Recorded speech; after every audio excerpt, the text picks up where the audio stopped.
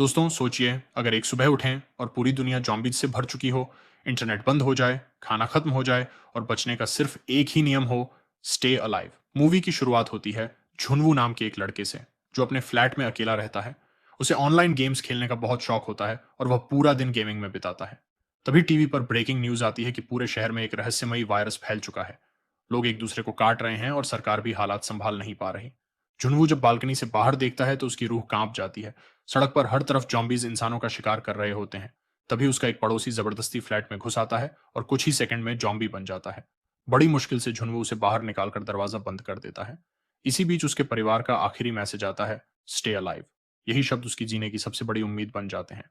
वह अपने दरवाजे के सामने फ्रिज लगाकर बैरिकेड बना देता है और सोशल मीडिया पर मदद की गुहार लगाता है।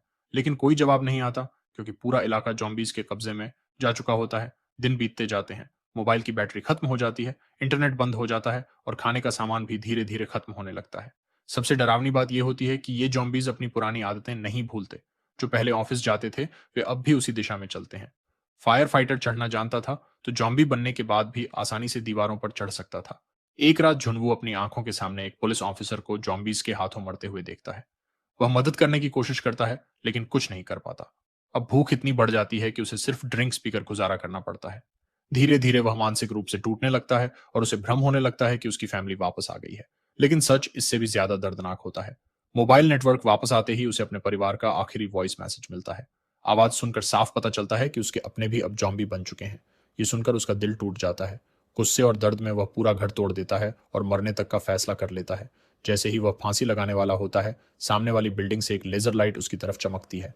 वहां एक और सर्वाइवर लड़की होती है जिसका नाम यूबिन है। अब पहली बार झुनवू को महसूस होता है कि वह इस दुनिया में अकेला नहीं है। दोनों इशारों और लाइट के जरिए बातें करने लगते हैं। यूबिन अपने फ्लैट में फंसे एक जॉम्बी को ट्रैप में फंसाकर मार देती है। वह किसी को मारना नहीं चाहती थी, लेकिन अपनी जान बचाने के लिए उसके पास कोई और रास्ता नहीं था।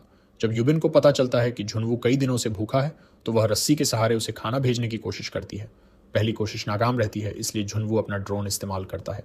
ड्रोन की मदद से दोनों इमारतों के बीच रस्सी बांधी जाती है और आखिरकार खाना सुरक्षित उसके फ्लैट तक पहुंच जाता है। लेकिन तभी मुसीबत फिर सामने आ जाती है।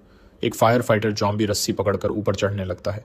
यूबिन बेहोश हो जाती है और कई जॉम्बीज उसके फ्लैट तक पहुंचने लगते हैं। झुनवू ड्रोन उड़ाकर उनका ध्यान भटकाता है। आखिरकार यूबिन होश में आती है और किसी तरह खुद को बचा लेती है। अब झुनवू खाने की तलाश में दूसरे फ्लैट में जाता है। वहां उसे राशन, वॉकी टॉकी, रेडियो और पहाड़ों पर चढ़ने का सामान मिल जाता है। लेकिन उसी फ्लैट का मालिक, जो अब जॉम्बी बन चुका होता है, अचानक हमला कर देता है। झुनवू किसी तरह जान बचाकर वापस लौट आता है। अब दोनों वॉकी टॉकी से बातें करने लगते हैं। बारिश का पानी इकट्ठा करके पीते हैं और एक दूसरे का हौसला बढ़ाते रहते हैं। उन्हें एहसास होता है कि इंसान सिर्फ खाने से नहीं, बल्कि किसी अपने के साथ से भी जिंदा रहता है। एक दिन गलती से यूबिन से आवाज हो जाती है और सैकड़ों जॉम्बीज उसके फ्लैट की तरफ दौड़ पड़ते हैं। झुनवू तुरंत पास वाले फ्लैट की लैंडलाइन पर कॉल कर देता है। घंटी की आवाज सुनते ही सारे जॉम्बीज दिशा बदल देते हैं और यूबिन की जान बच जाती है। अब दोनों फैसला करते हैं कि हमेशा छिपकर नहीं जी सकते। उन्हें नीचे जाकर खाने का इंतजाम करना होगा। वे बिल्डिंग में उतरते हैं, लेकिन जॉम्बीज से घिर जाते हैं। किसी तरह बचते हुए वे लिफ्ट तक पहुंचते हैं। तभी एक अनजान आदमी उनकी जान बचाता है और अपने फ्लैट में ले जाकर खाना पानी देता है। लेकिन यूबिन को शुरू से ही उस आदमी पर शक होता है। कुछ देर बाद दोनों बेहोश हो जाते हैं, क्योंकि खाने में नशीली दवा मिली होती है। असलियत सामने आती है कि वह आदमी अपनी जॉम्बी पत्नी को जिंदा इंसानों का खाना खिलाता था। वह यूबिन को अपनी जॉम्बी पत्नी के कमरे में फेंक देता है। तभी झुनवू को होश आ जाता है और वह उस आदमी को रोकने की कोशिश करता है। यूबिन समझदारी दिखाते हुए जॉम्बी पत्नी का चेहरा कपड़े से ढक देती है और उसे उसी आदमी पर छोड़ देती है।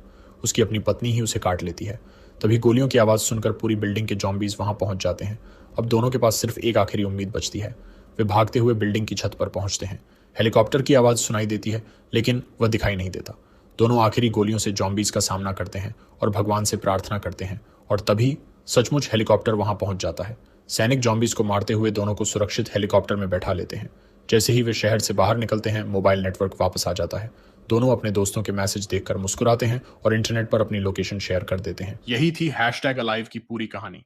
अगर वीडियो पसंद आई हो तो वीडियो को लाइक करें, चैनल को सब्सक्राइब करें और ऐसी ही शानदार हॉलीवुड मूवी एक्सप्लेनेशन के लिए जुड़े रहिए।